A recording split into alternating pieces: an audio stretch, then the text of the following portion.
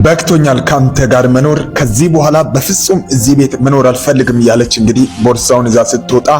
ይህ ባለቤቷ መሮጦ ይደርስና ምን ሆነሽ ነው በዚህ ልክ የምትሆኚው? እባክሽን ተረጋጊ፣ ሁሉም ነገር ይስተካከላል በማለት ስናገር ሁሉም ነገር ይስተካከላል፣ ለሶስት ወራት ያህል ቤት ውስጥ ተቀምጠ ያለምንም ስራ እያሳለፈን ሁሉም ነገር ይስተካከላል ትለኛለህ እንደ በማለት ስትጠይቀው አዎ ሁሉም ነገር ይስተካከላል፣ እባክሽን መስሪያ ቤቱ ያለውን ነገር እያጣራ ነው፣ እኔ ወደ ስራ እመለሳለሁ በማለት ስናገር ወደ ስራ እመለሳለሁ ብለህ አሁንም ተስፋ ትሰጠኛለህ እንደ ብላ ስትል አዎ ወደ ስራ እመለሳለሁ፣ እኔ በፍጹም አላጠፋውም፣ መስሪያ ቤት ውስጥ የተጭበረበረ ነገር አለ፣ ይህንን ደግሞ መስሪያ ቤቱ እያጣራ ነው፣ እመለሳለሁ በማለት ስናገር ይቺ ሴት አሁንም ቀጥላ እንደዚህ ትላለች፣ እንዲህ ብለማ እንድቆይ በፍጹም አትጎትጉተኝ፣ ምክንያቱም አንተ ሁሌ በምትሰራው መጥፎ ነገር እኔ እየተወቀስኩኝ እየተሰደብኩኝ አለሁ፣ እስካሁን መች ነው እኔ ባንተ ምክንያት በመልካም ተጠርቼ ማላውቀው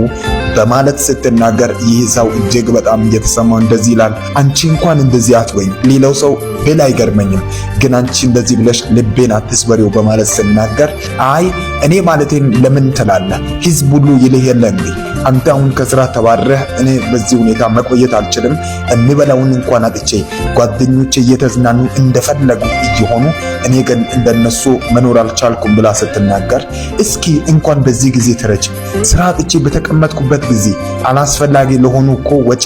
ለማውጣት በፍጹም አልችልም፣ አልተራብሽም፣ እስካሁን ድረስ አልተጠመሽም እኮ፣ ለነዚህ ደግሞ እኔ ላንቺ ደርሼ የምችለውን ሁሉ እያደረግኩ አይደል?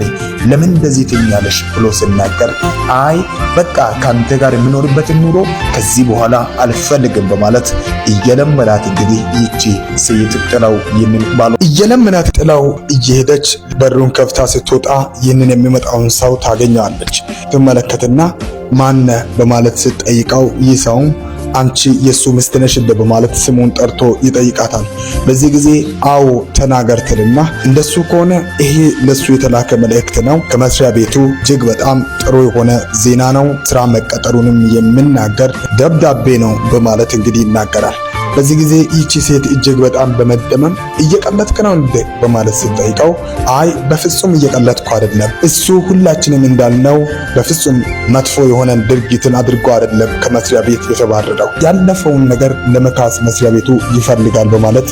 ይህ ሰው ሲናገር ይቺ ሴትም እንደዚህ ትላለች፣ ኦ እጅግ በጣም ደስ ይላል፣ በጣም ነው ደስ የሚለው፣ አመሰግናለሁ እንግዲህ በማለት ደብዳቤውን በዚህ ሁኔታ ስትቀበል እሺ እሱ ቤት አለ በማለት ስጠይቃት እጅግ በጣም እየደነገጠች አይ በፍጹም አይሆንም፣ በቃ አንተ እዛ ስራ ቦታ ታገኘዋለህ ስትል እሺ በቃ ይሄን ለሱ አድርሽ በማለት እንግዲህ ይህ ሰው ይመለሳል። ወደ ስራ መመለሱን ሰምታ እንግዲህ ደብዳቤውን በመያዝ ወደ ቤት በዚህ መልኩ ትገባለች። ይህ ባለም ቁጭ ባለበት ትደርስና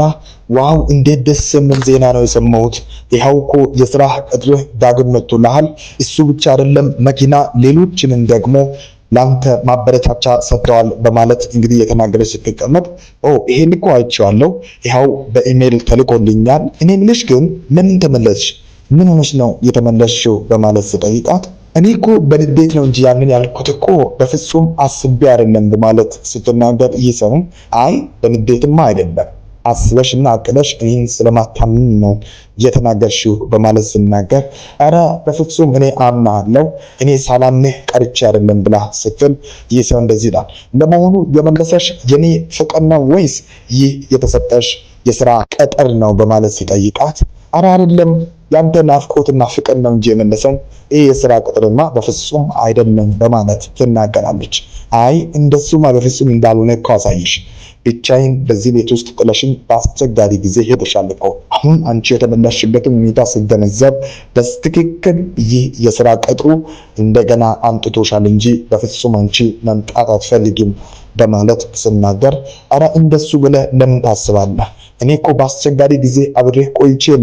ለምን እንደዚህ ትላለህ ብላ ስትል አዎ አብረሽኝ የቆየሻቸውን ጊዜያቶችን እንኳን በደስታ አልነበረም፣ በብዙ ስቃይና በአስቸጋሪ ሁኔታ ያለኝ ገንዘብ እስኪያልቅ ብቻ ነበር። ስለዚህ በዚህ አይነት መልኩ ቀጥለን የምንኖር ይመስልሻል? ነገም ቢሆን ገንዘብ በሄደ ጊዜ ስራዬ በሄደ ጊዜ ጥለሽኝ የምትሄጂ ሴት ነሽ። ስለዚህ ከአንቺ ጋር መቆየት በፍጹም አልፈልግም፣ አሁን ሂጂ በማለት እንግዲህ ይቺ ሴት ሲናገራት እጅግ በጣም እየተበሳጨች ከዚህ ቤት ወጥታ ትሄዳለች። ልጆች